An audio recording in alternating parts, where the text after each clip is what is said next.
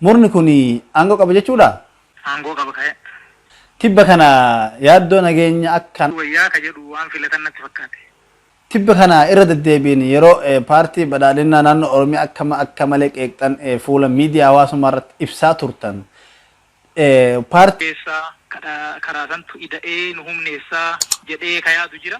Jarri immoo ida'amuu kana hin barbaadu.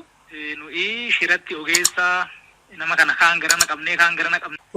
Jee jirtu hortoon kabajamuuf jaalatamoo arraan tana qophii addaatiin wal dhufnee jirra. Qondaala jabaa bilxiqinnaan qabdu obbo Taayee Dandaa waliin gaaffii deebii ajaa'ibaa godhu yaana. Obbo Taayee Dandaa ta'ubachuu edaa gara uummataa deeboo fakkaata garuu ammoo uummanni irraa balaa farraan qeemalu sun uummata ilaallatti. Nuti garuu obbo Taayee Dandaa gaaffii jajjabduu cimtuu jennu ni gaafanna. Osoo gara gaafa dabalin dura waa tokko lama takka lama jechuu barbaada. Obbo Taayee Dandaa amma kanatti warwaatee gara uummata deebi'uu barbaadu kuni dhiiroo laalantun isarra buunaniin lama dhabuu lammii dhabuu jechuudha achi bilxiqinnaan na ariitee asii ammoo gara uummataan dhabin jechuuf as deebi'e immoo dhuguma laalaa uummataatiif yoo laalaa uummataatiif ta'e amma sadan dabran kana uummanni akkanatti miidhamee hidhamee dararame afaan isaarra dhageettan akka isin himuu miti. Hanga kana hunda akkamitti dhagahamuu dhabde arras bahee obbo Taayee Dandaa waan akkana kana fuula Facebook isaan irratti kan dubbatan jechuudha barbaadnati.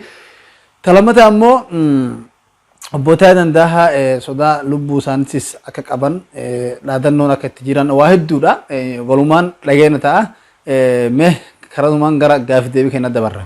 Obbo Taayee gaaffii deebii kennaaf hayyamoo ta'uu keessaniif hedduu ulfaadha hedduu galatooma. Ayyee isinis nu gaafachuu keessaniif ulfaadha. Tole gaaffii kenna dabarra. Obbo Taayee gaaffiin kenna kan irraa eegalu waa'ee caffee miilaa irratti. Caffee miilaa irratti kophaa keessan sagalee mormii yeroo dhageessisan argaa turre. Akkasumaanis amma sagaleen keessan ni ukkaanfame. Maalirraa kan keessa sagaleen keessan ukkaanfamuu danda'e obbo Taayee? Akka yaadaatti maalirraa akka ka'anii jaruma beeka. Garuu wanni anaanaa galu maalinni gabaasa dhiyeessan san akkaataa itti waan achirratti qopheessan sun waan silaa caffee guddaa san madaalu. Yoo yaadni bilisummaadhaan irratti kenname nuuf hin darbuu rakkina qabaa ka jedhu ofiifuu ofitti beeku jechuudha waan godhatan waan gabaasaan dhiyeessan san keessattuu barreeffama irratti kakaaseen turan yoo laalte wanni amma rakkoon naannoo keenya keessatti uumame sun barreen gaddaa baatii muraasa keessatti waan kana toora qabsiifna jedhamee dhaadatameeti han deemame garuu deebinee gaafa waggaatti wal geenyu rakkoon bakka barreen gaddaatii ol lafa bal'aa qixxee gidiraan uummata irra gahus gamaa gamanaanuu baay'ee dabalee jira. Wanni sun eessaa ka'ee eessa ga'e ka jedhu maal karoorfannee maal raawwannee maal hanqannee maalii fi eenyutu maal balleesse immoo achi keessatti an jedhu kana homaa achi keessaan qabu gabaasi kuni miidhaan uummata irra gaheellee hammam guddataa akka silaa namni gargaarsa illee itti gaafatu namni manaa buqqa'ee jira jiran biyya nanu qarqaaraa jedha biyya biraa olaalteeti kan naannoo Amaaraa namni meeqa akka buqqa'ee hin beekna kan naannoo Affaar namni meeqa akka buqqa'ee hin beekna kan naannoo keenyaa garuu nama meeqa buqqa'ee eessatti eessa jiraa ka jedhu gabaasi hin jiru jechuudha. Kun yoo silaa namni bilisummaadhaan ka'ee ajandaan sun qabamee irratti dubbatamee yaada kana jala dhaabbachuu hin dandeenyu kanaafuu ukkaamsuu wayyaa ka jedhu waan filatan natti fakkaate. Tibba kana irra deddeebiin yeroo paartii badhaadhinaa naannoo Oromiyaa akka malee qeeqxan fuula miidiyaa hawaasummaa irratti ibsaa turtan. Paartii badhaadhinaa naannoo Oromiyaa keessatti maaltu jira maaltu haarawaa ta'ee akkuma isin duraan keessa jirtanii maaltu isin jijjiirame maaliif akkan irra deddeebiin ka qeeqxan mul'atan sababni hoo maali? Akka waliigalaatitti paartii badhaadhinaa keessatti rakkoon jira ka jedhu sadarkaa sanitti wanni himamu hin jiru. Wanni miseensi baay'een hoggansi baay'een gubbaa haga jalaatitti rakkina jiru kana baay'ee dhukkuba jijjiiramuu qaballee jedhee yaada.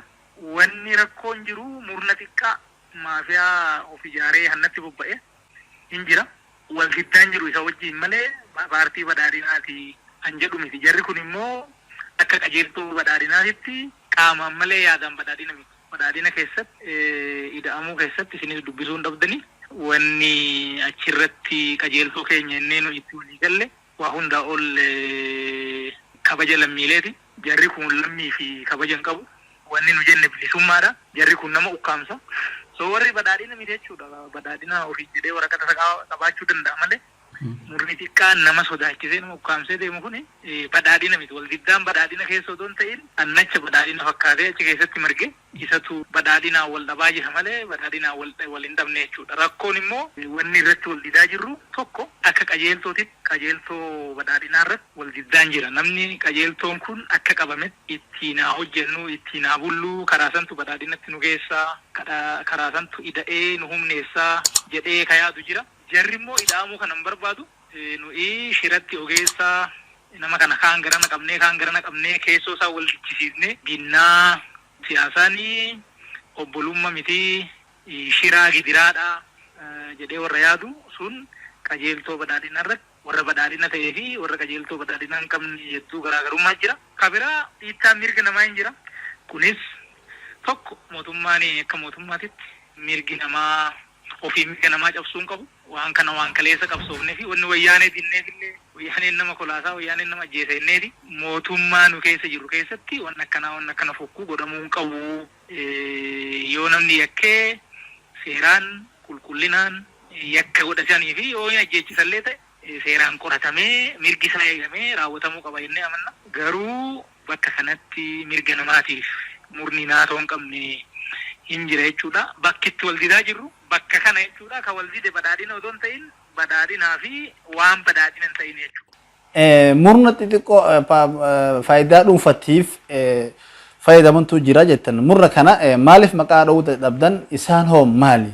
Suni yeroon isaan geenye gaafa ga'u maqaan dhoofna.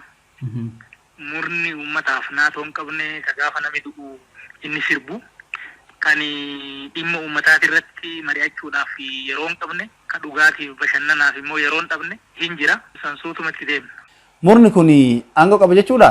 Aangoo qaba ka'e.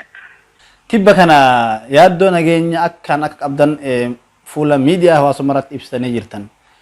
Hanga yoo nu duune ilmaan keenya biyyi nu guddise jettuun geettan jechuudha. Obbo Taayee sodaan hangana ga'u kan lubbuu keessanii sodaatan maali? Wabiin keessan hoo maali? Wabii suni wannoo miti waan gaafa dura qabsoo eegallullee wabii hammanneen seenne san wabiin qabsoodha injifannoodha wanni biraan jirtu. Garuu wanni amma sodaachisoo maal kana sodaattu tokko namni murni ati dubbattee beekadhu ka jedhu jira. Dubbattee beekadhu kanama sodaachisu. Si rashanamuu maltee ka jedhu jira. Adda sirru kunnaa ka jedhu jira jechuudha. Uffattan dubbatu. Hin dubbatinii abbaani waan Oromoo tanaanumatu akka fedhe godhaa. Ati humnaa keessaan qabdu qoodan qabdu. Ani ilma ati immoo ilma buddeenati an jedhu an akkasitti yaadu hin jira. Kan nama sodaachisuu barbaadu jira. Yaa nama hunda sodaachisuun hin danda'amu.